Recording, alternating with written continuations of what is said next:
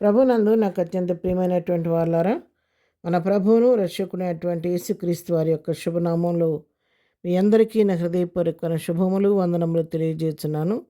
ఉదయకాల సమయంలో దేవుని వాక్యాన్ని ధ్యానం చేసుకుందాం.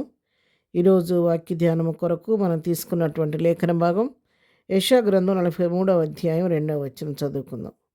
నీవు జలములలో బడి దాటునప్పుడు నేను నీకు తోడయుందును, నదులలో బడి వెళ్ళినప్పుడు అవి నీ మీద పొర్లి పారవు. నీవు అగ్ని మధ్యను నడిచినప్పుడు కాలిపోవు, జ్వాలలు నిన్ను కాల్చవు. ఆమెన్. దేవుని నామమునకు మహిమ కలుగును గాక.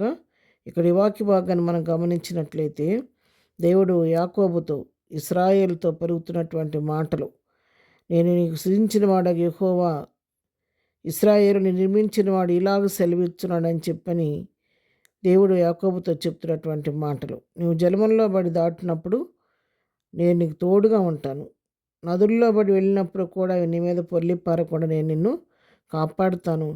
ఒకవేళ నువ్వు అగ్ని మధ్యన నడిచినప్పుడు కూడా నువ్వు కాలిపోవు, జ్వాలలు నిన్ను కాల్చవు అని మరి యాకోబుతో ఇశ్రాయేలుతో ప్రభు చెప్తున్నట్టుగా మనం చూస్తూ ఉన్నాం. మరి యాకోబుతో చెప్పిన రీతిగానే తన ప్రజలైనటువంటి ఇశ్రాయేలు కనానీ యాత్రలో ప్రయాణం చేస్తున్నప్పుడు దేవుడు వారికి ఎంతో తోడుగా నీడగా ఉండి కంటికి రెప్పలాగా వారిని కాపాడాడు. 40 సంవత్సరాలు ఆయన పగలు మేఘస్తంభంలో రాత్రి అగ్నిస్తంభంలో ఉండి వారిని ముందుండి నడిపించాడు. ప్రయాణం చేస్తుండగా ఎర్ర సముద్రం అడ్డుగా వచ్చినప్పుడు మరి ఆ ఎర్ర సముద్రంలో వారికి త్రోవ ఏర్పాటు చేసి దాని 2 ప్రక్కల నీళ్లు రాశిగా నిలబెట్టి ఎర్ర సముద్రం మధ్యలో త్రోవ ఏర్పాటు చేసి 6 నెలల్లో తన ప్రజలను నడిపించిన దేవుడు మన దేవుడు. యెషయా 43లోని 15-16 వచనం చదువుకుంటే, సముద్రంలో త్రోవ కలుగు చేయవాడును, వడిగల జలములలో మార్గం కలుగు చేయవాడును, రథమును గుర్రమును శరను శులు నడిపించేవాడు నాకు యెహోవా అని రాయబడింది. చూసారు, ఇక్కడ సముద్రంలో త్రోవ కలుగు చేసే దేవుడు, ఎర్ర సముద్రాన్ని పాయలుగా చేసి మంచి త్రోవ కలుగు చేసి 6 నెలల్లో తన ప్రజలను నడిపించిన దేవుడు మన దేవుడు. అంతేకాదు, ఈ లోకయాత్రలో మనం సాగుతున్నప్పుడు అనేక రకాల శోధనలు, ఇరుకులు, ఇబ్బందులు మనకు ఎదురైనప్పుడు మనకు తోడుగా ఉండే దేవుడు మన దేవుడు. జలములు మరి బడి దాటునప్పుడు అన్నప్పుడు ఈ వాక్య భాగం మన వ్యక్తిగత జీవితాల్లోకి పోల్చుకున్నట్లయితే మరి ప్రవాహం లాంటి శ్రమలు మనం చుట్టుముట్టి మన మీద మనల్ని అణచివేసే విధంగా అలలు మనం కొడుతున్నప్పుడు, ప్రవాహ జలాలు మన మీద పొంగి ప్రవహిస్తున్నప్పుడు కూడా దేవుడు మనకు తోడుగా ఉండి ఆ శోధన సమయంలో మన కండగా నిలబడి జలముల బలం అణిచివేసి ఆ శోధన తప్పించుకొని ముందుకు రావడానికి మన దేవుడు తప్పిస్తూ ఉంటాడు.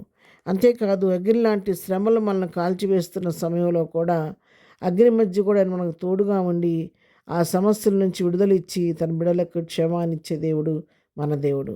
షడ్రక్, మేషక్, అబేద్నెగోను అగ్నిగుణంలో పడవేస్తే వారితో కూడా 4వ వ్యక్తిగా దానిలో సంచరించి మరి వారికి అగ్ని వాసన అంటకుండా కనీసం వారి వెంట్రుకలో ఒక వెంట్రుక కూడా మరి కనీసం వేడికి కవిరిపోయినట్టుగా లేకుండా వారి అగ్ని వాసన కూడా వారి శరీరాలకు కానీ వారి వస్త్రాలకు కానీ అంటకుండా దేవుడు అంత సురక్షితంగా వారిని కాపాడాడు.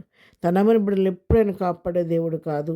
మరి ఆయన ఎద్దుకు వచ్చి వారిని ఎంత మాత్రం త్రోసివేసే దేవుడు కాదు. ఉదయకాలం మరి ఇశ్రాయేల్ జనాంగాన్నే కాదు, వాక్యం వింటున్న నీతో నాతో ప్రభువు మాట్లాడుతున్నాడు.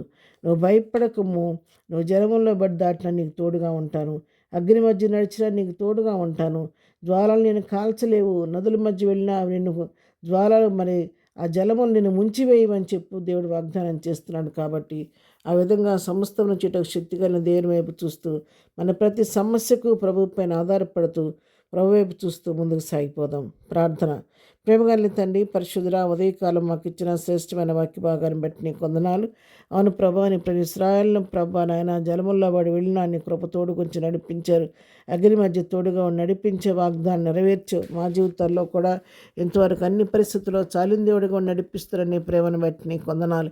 ఇక ముందు కూడా మీరే మా చేయి పట్టుకుని నాయన ప్రతి విధమైన శోధన నుంచి తప్పించండి. అగ్ని లాంటి శ్రమలు ఆమెకు ఎదురైనప్పుడు వాటి మీద విజయం దయచేయండి ప్రభా. జలముల మధ్య వెళుతున్నప్పటికీ నాయన అవి పొంగి పొరలకుండా అవి మమ్మల్ని అణచివేయకుండా ప్రభా నీ కృప మాకు తోడుగా ఉంచి నడిపించండి అయ్యా నీ స్తోత్రాలు. ఈ దినం మేము చే పరిపాట్లో రాకపోకలో క్షేమం కలుగు చేయండి. ఈ దినం బర్త్డే మ్యారేజ్ చేసుకుంటే బిడ్డలను దీవించండి, ఆశీర్వదించండి. వారి అవసరాల అక్కర్లన్నీ మీ నామంలో తీర్చండి నాయన. బలహీనలు ముట్టండి, స్వస్థపరచండి. ప్రతి వారి అవసరాల అక్కర్ని కృపా మహదేశంలో తీర్చిన కృపలో భద్రపరచమని యేసునామములో ప్రార్థించడి పొందుకొని ఉన్నాము తండ్రి. ఆమెన్. ప్రభు కృప సదాకాలం మనందరికీ తోడై నడిపించును గాక. ఆమెన్.